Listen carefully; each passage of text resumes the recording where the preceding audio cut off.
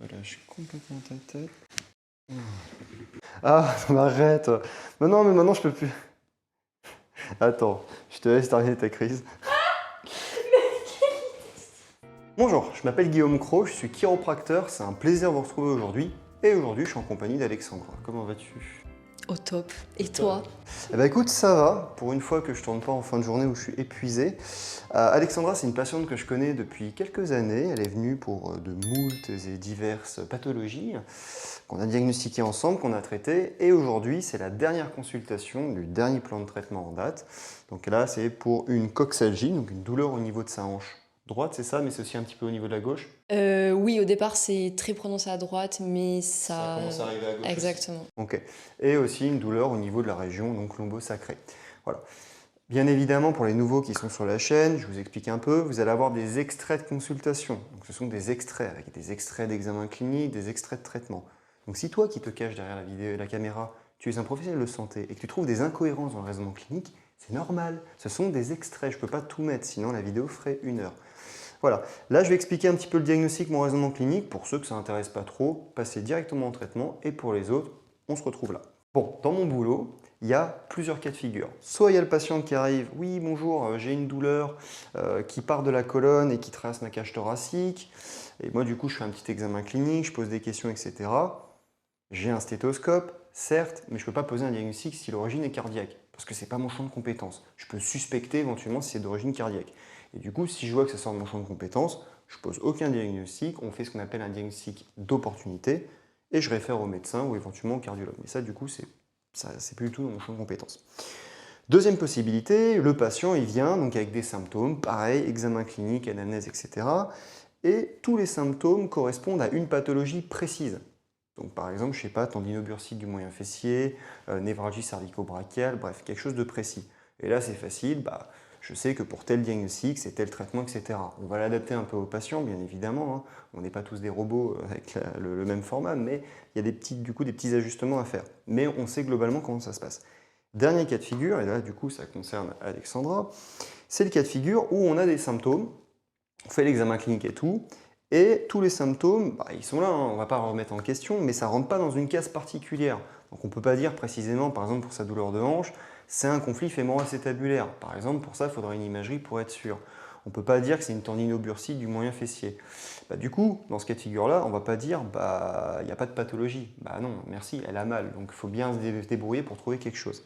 Et il y a un certain temps, à une époque, bah, quand ça ne rentrait pas dans une case, soit les médecins ou les spécialistes, bah, ils disaient bon, la douleur, elle est dans votre tête. Il y a peut-être des symptômes, mais on ne sait pas, mais c'est dans votre tête. Ou alors, ils faisaient un gros dérapage, un grand raccourci de l'espace, et ils prenaient la première pathologie qui ressemblait de près ou de loin, et ils disaient oui, mais si, et ils font rentrer dans le moule de la pathologie en disant si, c'est ça. Voilà. Et le problème, c'est qu'on ne peut pas raisonner comme ça d'un point de vue clinique. Et du coup, ce qui nous amène à créer une sorte de diagnostic un peu fait sur mesure, ce qui permet de décrire au mieux ces symptômes. Dans son cas, c'est quoi? Elle a une douleur au niveau de la hanche, donc au niveau de l'articulation coxo-fémorale. Douleur coxo-fémorale, c'est ce qu'on appelle une coxalgie.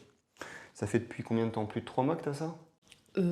Ça fait genre plus de 2 ans. D'accord, bon, ça fait plus de 2 ans. Donc là, on peut clairement dire qu'on est sur du chronique. Hein, c'est supérieur à 3 mois. Donc, coxalgie chronique. D'accord? Non spécifique. Pourquoi? Parce que c'est pas cancéreux, c'est pas traumatique, c'est pas infectieux, c'est bénin. Donc on est dans le non spécifique.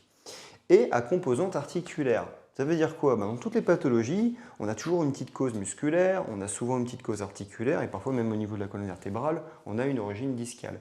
Mais elle, la structure vraiment qui cause la plupart de ces symptômes, c'est de l'articulaire. Donc, c'est une coxalgie chronique, non spécifique, à composante articulaire.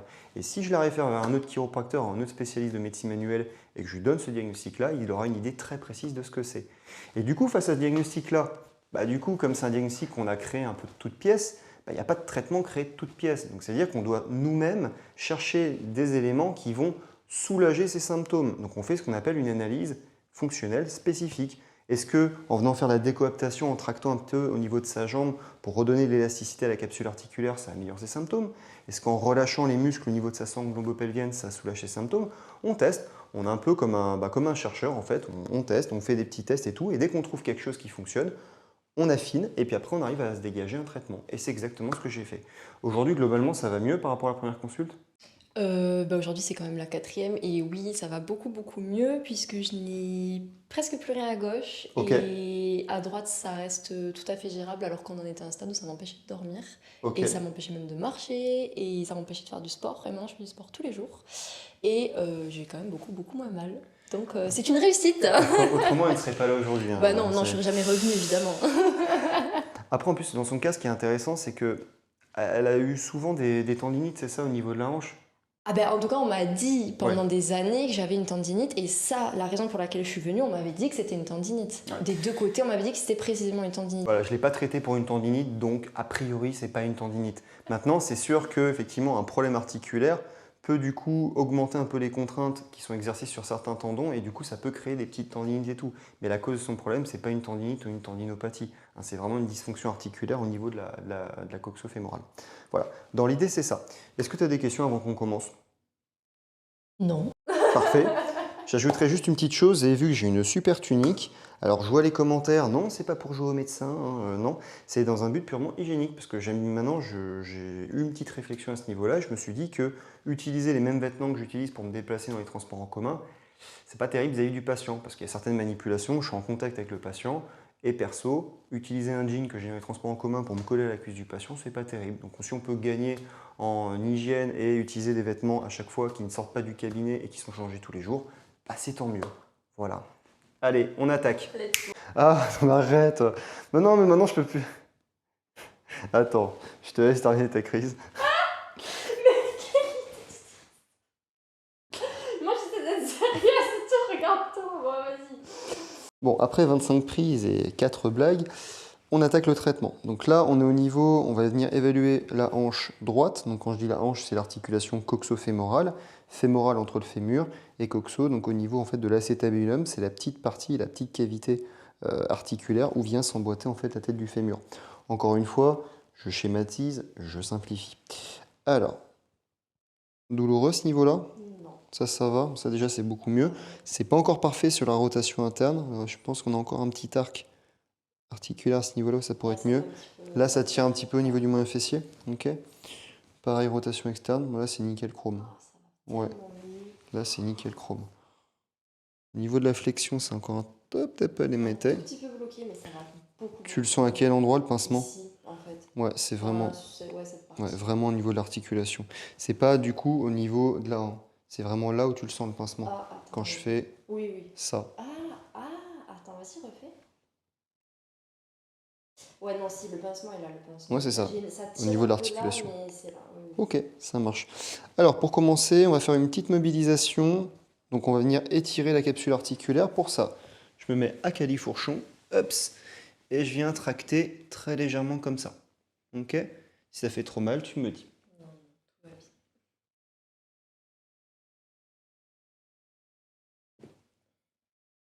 J'ai énormément regagné en mobilité de hanche. Je le sens quand je fais des squats. J'ai jamais eu autant de mobilité de ma vie. C'est pépite. Incroyable. C'est pépite, mon Dieu, secours. T'as un problème avec mes expressions? Non, pas du tout. Tant mieux, j'ai cru. Non, elles sont taquées bien. Bah, on est du sud, on l'est pas. Hein. Ouais, bah, Non, mais- là, je viens de censurer tout ce que j'allais dire. Ok. Est-ce que c'est mieux ou c'est pareil? Non, c'est vachement mieux. C'est vachement mieux. T'as plus le pincement? Bah non. Ok. Très très léger. C'est léger. Un petit peu. Mais- Bon là, on a juste fait une petite mobilisation pour venir en décoaptation, pour venir étirer un peu la capsule ici. Ok, on va faire la même chose, mais là, la différence, c'est que ça va être un ajustement, une manipulation. Donc c'est pareil, je viendrai tracter ta jambe vers là. Tu auras ta petite jambe au-dessus de ma tête. Je sais pas pourquoi j'ai dit petite d'ailleurs. Comme ceci. Avec tes mains, tu t'agrippes bien à la table. Voilà. Tips. C'est pas- Là, ça y est. C'est bon. Yes. Tu relâches tout. On induit petite rotation interne, de la flexion. Voilà. Et encore une fois. Voilà, super. Tu peux te remettre au milieu de la table. Tchups. Je rebouche ça. Hop là. Et on recheck. Comment tu te sens? Ah bah nickel. Là, c'est bon. Ah ouais, impec. Je À la vérifie. fin, tire quand même. Ouais, là, il va falloir aussi qu'on travaille au niveau, tout ce qui est moyen fessier. Ok, super. Je te laisse remettre tes jambes au milieu. On va venir travailler au niveau du psoas. Alors, bouge pas. Déjà, le mot psoas, ça distille la peur dans ton regard. Vraiment, j'ai fait une petite moue qui dit oh non. Moi, ce qui m'inquiète, ce sont les patients qui trouvent ça agréable, la détente du psoas. Ça en dit long sur leur goût. Rigole pas. Soyons sérieux. Alors,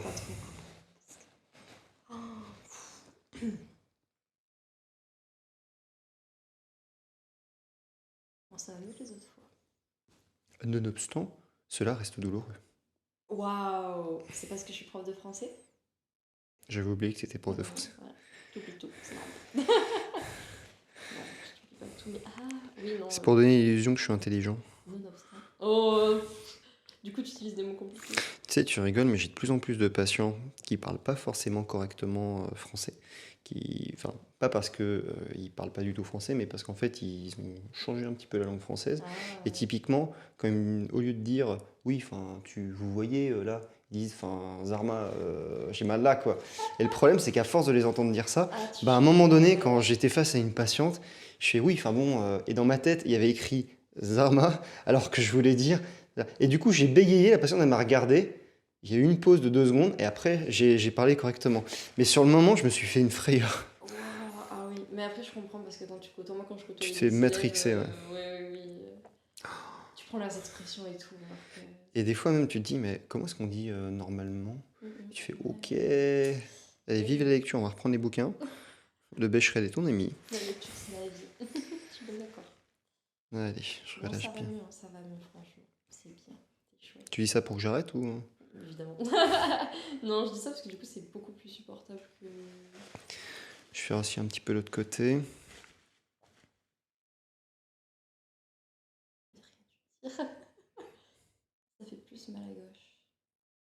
Pour l'anecdote qui est drôle, j'ai une patiente ce matin. Elle avait consulté avant, donc c'était pour une douleur de bas du dos. Elle avait consulté une ostéo. L'ostéo, elle lui a dit c'est votre stérilet. Elle lui a massé le ventre pendant 1 heure. Et elle a dit à la patiente allez voir votre sage-femme. Lui dites pas que c'est moi, l'ostéopathe, qui vous l'a dit. Juste vous dites à la sage-femme c'est peut-être mon stérilet apparemment. C'est pas son stérilet, c'était juste un disque en bas de son dos qui lui faisait mal. J'ai halluciné, je l'ai regardé. J'ai lutté de toutes mes forces pour pas rigoler en disant mais attendez, depuis quand il y a une pause de diagnostic par un enfin c'est pas à l'ostéopathe de dire ça. Et d'ailleurs même moi, je peux pas dire si c'est d'origine, si c'est lié au stérilet. On peut dire éventuellement que c'est lié au niveau de la sphère génito-urinaire, enfin gynéco-obstétrique, mais je peux pas être précis à ce point. Enfin, je peux pas palper ton estomac en disant c'est ton côlon sigmoïde. Non mais à un moment donné, faut pas abuser. Déjà, c'est pas leur rôle, et puis d'autant plus comme ça. Et du coup, elle me disait je comprends pas. Elle m'a dit oui, il fallait pas dire. Fallait pas que je dise à la sage-femme qui me l'a dit. Je dis mais parce que si vous dites que c'est l'ostéopathe qui vous a dit que ça venait du stérilet, la sage-femme vous aurait regardé de travers. Mais même nous, en tant que chiropracteur, ça nous arrive parfois, les médecins, ils nous regardent de travers. Enfin, ils nous répondent un peu de travers quand on leur envoie des patients et tout. Je regardais, puis elle me dit, du coup, c'est pas ça. Je fais, à votre avis, c'est quand je me fais craquer le dos, ça me soulage. Je fais, bah oui, mais vous remettez pas votre stérile en place quand vous faites craquer le dos, pour autant que je sache. Ou alors, dans ce cas, vous êtes foutu bizarrement. Du coup, je lui ai fait le plan de traitement, ça allait déjà un peu mieux après. J'ai l'impression qu'elle avait redécouvert la lumière, quoi. Wow. Bon, après, quand on sait que les ostéopathes internes existent, tu sais. Ça, normalement, c'est illégal. Ouais, Les manipulations internes, que ce soit les chiro ou les ostéos, on n'a pas le droit. Ouais, ça existe et je connais des gens qui le font et je connais des patients en fait qui font ça. Et En fait, la question, ça c'est intéressant, parce que ça fonctionne ou pas, dans tous les cas, c'est pas censé, on n'a pas à le faire. Moi, par exemple, quand il y a des problèmes de coccyx, je sais qu'il existe des manipulations internes, on peut remettre un petit peu le coccyx, donner du mouvement en interne. Il y a d'autres façons de le faire en externe. Et jamais je risquerai ma carrière pour soulager un ou une patiente. En fait, c'est mort. Exactement. Et puis, quand bien même ce serait la seule issue, je réfère à, par exemple, un kinésithérapeute où lui, il est professionnel de santé, il peut le faire. Mais non, mais c'est un truc. Mais ça, on l'entend de plus en plus, malheureusement. Ouais. Chaque thérapeute praticien a un rôle à jouer, mais par contre, il faut s'y tenir, quoi. Faut pas déborder sur celui des autres. Et franchement, moi, j'avais failli y aller. Il y a plusieurs années, j'étais tellement désespérée. J'avais une amie qui m'avait dit oui, va là-bas et tout. Elle est très bien. Et heureusement, j'ai demandé à mon ostéo de l'époque, donc avant que je te rencontre. Ouais. Et je lui ai dit, est-ce que c'est bien? Une plus-value, ouais. Il m'a regardé, il m'a dit, ne fais jamais ça. c'est illégal, ça ne sert à rien normalement. Si tu vas avoir des bons praticiens, il n'y a pas besoin de ça. Ouais. Voilà, il m'a dit va voir un kiné, va voir Et médecin, bah, il lui, va c'est un voir. très bon ostéo, tu vois. Il a été carré et il t'a dit ce qu'il fallait faire. Ouais, s'il était là, genre si je suffis pas, va voir des médecins, mais il va pas voir quelqu'un qui fait ça. Quoi. Je suis 100% d'accord. Ouais. Les Ok. praticiens. Ça, déjà, c'est mieux. Ok. Prise 3 ou 4, un truc comme ça. Du coup, on continue le traitement. Donc, je vais venir faire du travail musculaire au niveau du grand fessier et du moyen fessier. Je vais le faire avec des points de pression. Donc, je vais venir appuyer tout doucement comme ceci. Si ça fait trop mal, tu me le dis. Et on est parti. Montre que tu es content d'être ici. Inspire bien grand. Et tu souffles. Et inspire. Et tu souffles. Ok. Et je continue là. Ok.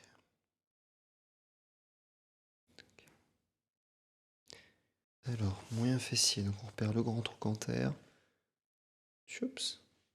C'est supportable? Oui, mais franchement, ça va. Parfait. Inspire bien en grand. Et tu souffles.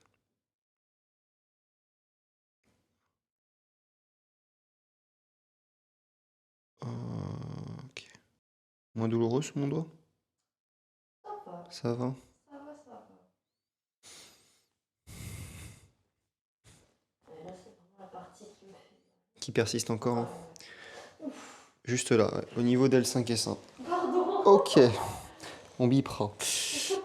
Petite mobilisation au pompage. Donc je mets mes mains à ce niveau-là. Quand tu es prête, t'inspires en grand. Quand t'inspires, je relâche. Quand tu souffles, j'appuie. Plus le temps passe et plus je mettrai du poids. Si ça fait trop mal, tu me le dis. Vas-y, quand tu es prête.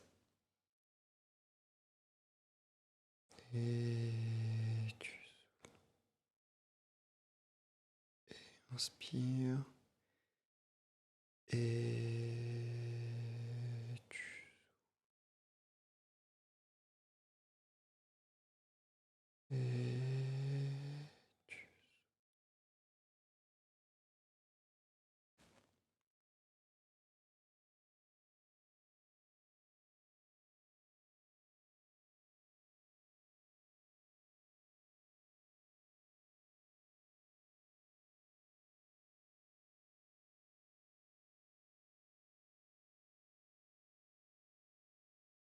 Inspire.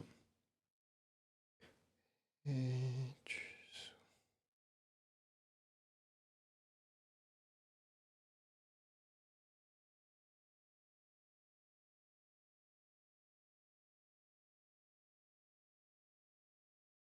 Ok. Super. C'était supportable? Oui, ça va. Ça fait aussi mal ou ça fait moins mal? Ça va mieux, ça va beaucoup mieux. Ok, ça marche. Alors, du coup, on regarde au-dessus, comme on est aussi sur de la prévention aujourd'hui. Alors, elle est magnifique. Elle est magnifique. Pardon. Et tu vas rire, mais ce qui est drôle, c'est que la science actuellement, donc les études scientifiques, démontrent que la palpation, donc ce que je fais quand j'appuie, c'est pas reproductible et c'est pas viable comme outil. Alors que pourtant, là, j'appuie pile poil là. Ah oui? Si j'appuie au-dessus, ça te fait aussi mal? Non, ça me fait mal. Ok. Ouah, pas Ouais. autant. Voilà, donc il y a vraiment, enfin, en fait, avec de l'entraînement, à la palpation, on ressent vraiment quand il y a une restriction de mouvement. Et c'est spécifique. Mais ça, bon. Alors, on va venir corriger à ce niveau-là. Quand tu es prête, très cher, inspire bien en grand. Et tu souffles, tu souffles. Parfait. Pareil, juste ici quand tu es prête. Et tu souffles. Parfait. C'était incroyable ça comme bruit. Wow, magnifique. On dirait un grain dragon qui soufflait dans sa grotte là. T'as expulsé l'air d'une force. Super. Non, celle-là elle persiste encore un peu, ouais. On va le refaire une dernière fois ici. Inspire bien quand t'es prête. Et tu souffles, relâche tout. Voilà, parfait. Du coup, manipulation lombaire. Donc au niveau d'L5S1, on vient donner de l'extension. Pour ça, je vais te laisser te rapprocher un peu plus de moi, s'il te plaît. Encore une chouille. Perfect. Une chouille. Une chouille. Oh, c'est mignon. Et là, je sens que c'est bloqué à l'intérieur. Au niveau de la hanche, Ouais. ouais. Il faudra aussi qu'on traite du coup la gauche hors caméra. Ça marche. Alors, je te mets un tout petit peu plus. Voilà, sur ton épaule. Tu essaies de te relâcher le plus possible. Dans la limite des stocks disponibles. Voilà. Eh ben, Sympathique. ça va? Ouais. C'était pas douloureux? Non. Ok. Donc là, la Là où flexion-extension. t'appuies, là. Ici. Ah ouais. Voilà, juste là. Je te redonner des exercices à la fin. Et quand je fais ce mouvement-là, à part au niveau de la hanche, à ce niveau-là, il n'y a pas de douleur. Là, quand je Ça fais fait juste... pas, non. Non. Ok, ça marche. Ok, tu peux te remettre tranquillement sur le dos. Prends ton temps. Alors, donc là, on va venir redonner donc, de l'extension et de l'ouverture au niveau de la sacro-iliaque. Oui, il y en a qui vont dire que la sacro-iliaque, ça ne bouge pas. Ça bouge quand même de quelques degrés, 1 ou 2 degrés. C'est déjà pas mal. Alors, pour ce faire... Et elle n'a pas 60 ans, donc c'est pas encore ossifié. Yes. Alors, Génière vient ton jambe. Ah mais du coup, je suis obligé de me justifier, parce que des fois, je reçois des messages. Alors, pour la sacro-iliaque, tu vas essayer de te relâcher le plus possible. Pareil, tu auras l'impression de tomber, mais tu tomberas pas. Voilà, tu relâches tout. Voilà, super. Avec mon petit coude qui a craqué en prime. Ok. Non, l'ouverture, c'est pas encore bon. On va le refaire une petite fois. Voilà. Comme quoi, quand vous voyez sur internet des gens qui le font tout le temps du premier coup, c'est peut-être un peu louche. Ok. Pareil, on va le refaire, mais cette fois-ci de cette technique-là, tu essaies de te relâcher le plus possible. Voilà, là, c'est bon. Ça va? Ouais, ça me Ça pince là. Là? Ah ouais, Ok. sacrément. Alors aujourd'hui, comme ceci, la prévention, on va regarder au niveau du rachis cervical. On retrouve un petit peu de tension au niveau des sous-occipitaux. Au niveau des sous-occipitaux, j'articule plus. Moi. Alors juste ici, on a... Ah, tiens, enchanté. Enchanté, je m'appelle Obliquus capitis inferioris. Très peu agréable. Ouais. Bon, ça va vite diminuer si ça fait trop mal, pareil, tu dis. Non, ça va.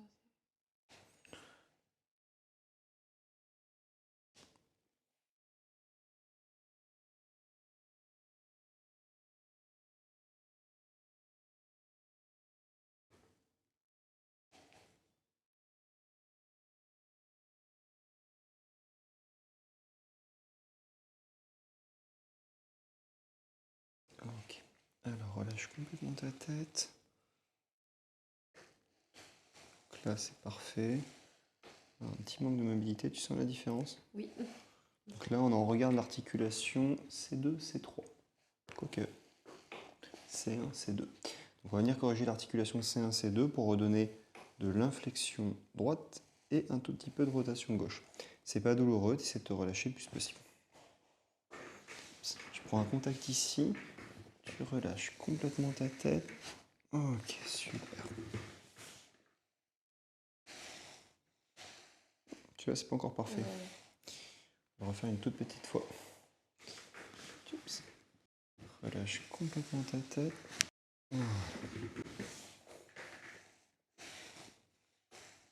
Là, articulairement, c'est bon, mais musculairement, c'est pas parfait. On gratte un petit peu par petit peu. T'as pas de maux de tête en ce moment? Non. Non. Oh. Si, j'ai eu une méga migraine mercredi. Migraine, c'est-à-dire que ça pulsait au niveau de ta tête ou c'est plutôt comme un casque, un étau? Non, migraine, ça Ok, poussait. ouais. Mais ça m'arrive plus. Et là, ça m'est arrivé. Je vais pas mentir, moi j'ai mis ça sur 1 de 8, j'arrive plus à parler. J'ai mis ça sur le compte de ma carence en fer. Donc légère, mais je me suis dit, bon, j'ai mes règles, j'ai une carence en fer. Est-ce qu'une carence en fer peut créer des maux de tête? Je sais pas pour être franc. Ah, moi il me semblait, mais enfin, moi Je sais pas. c'est ce qu'on m'a dit, surtout d'expérience. Comme j'ai des carences en fer chroniques. Ça fait mal. C'est pour voir si tu arrives à continuer de parler. Ah, ok, en fait, tout ça est calculé. En fait, ils sont super contractés. Je vais au moins les relâcher un peu. Bon, ça se relâche doucement. Oui, ça va, ça va. Est-ce que la reprise du sport peut participer à recontracter aussi C'est-à-dire, cette partie? Bah, comme au je niveau du suis... cou, Ouais, comme je tout sollicite... dépend de l'exercice que tu fais. Ah, ouais. Si tu fais par exemple des exos de gainage, ce genre de choses, où tu as besoin de gainer l'ensemble de ton corps, forcément ton cou aussi Et va un petit oui, peu se gainer. oui, j'en fais pas mal, ouais.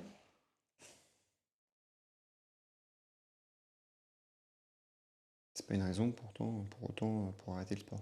Ah bah non, non, non. J'y comptais pas, hein. Et bah ça tombe bien. Il y a des médecins qui ont déjà essayé, donc ça n'a pas marché. Ils t'ont dit qu'il faut arrêter le sport. Oui, oui, oui. Sans peur de rien. Non, ils osent tout. C'est vrai qu'on les C'est reconnaît. exactement ce que j'allais dire.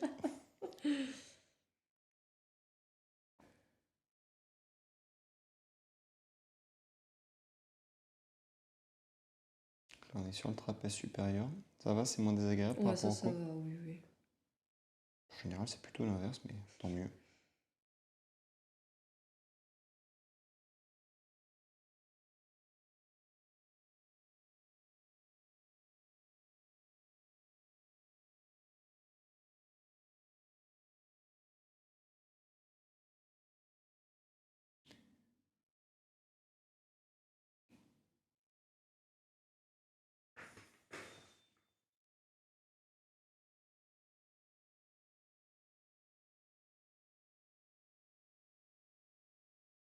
Je le sens un petit peu plus, hein.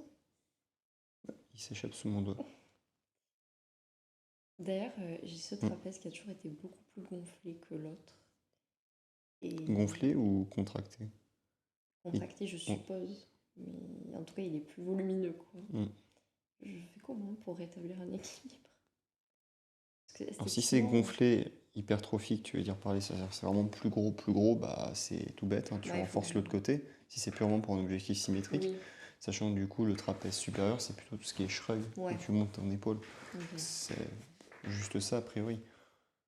Après, il me paraît pas si hypertrophique que ça, il a l'air plutôt très tendu, mais...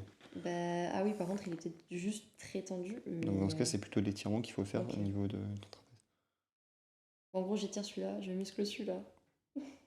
Ou juste étire celui-là. Ouais. C'est... Ben oui, c'est un petit peu inesthétique, franchement.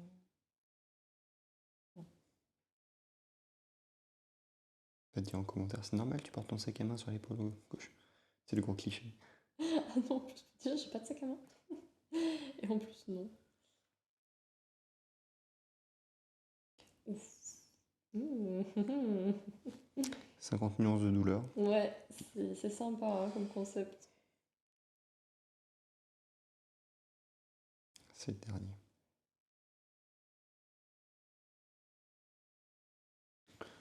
Ok.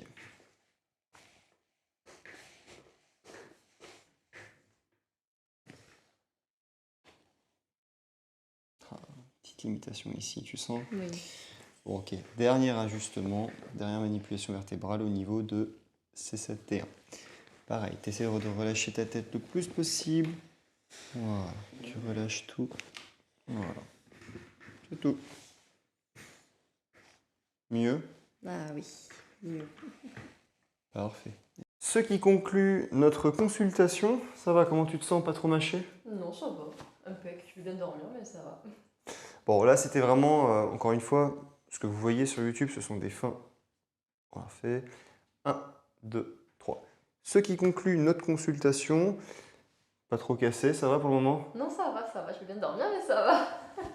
Comme vous l'avez vu, encore une fois, hein, c'est une vidéo, donc là on remet des extraits, on met des extraits de consultation. Bien évidemment, là c'est la dernière consultation du plan de traitement, ce qui fait que je me permets de regarder le reste de la colonne vertébrale et de faire de la prévention. Si ça vous intéresse de voir éventuellement peut-être des premières consultations ou juste des consultations de suivi, pas des dernières consultations comme celle-là à l'avenir, n'hésitez pas à me le mettre en commentaire. J'espère peut-être un jour filmer des premières consultations où vous voyez vraiment toutes les petites questions, l'anamnèse, etc., tout mon examen clinique et tout.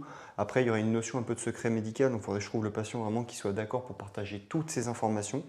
Et je trouve ça un peu limite et assez compliqué à trouver. Mais en tout cas, voilà. N'hésitez pas si vous avez des questions à les mettre en commentaire. Vous savez, hein, je réponds à tout à partir du moment où c'est bienveillant, bien évidemment. C'était la Chirocro. On se retrouve très très vite pour une prochaine vidéo. Merci. Merci. et au revoir.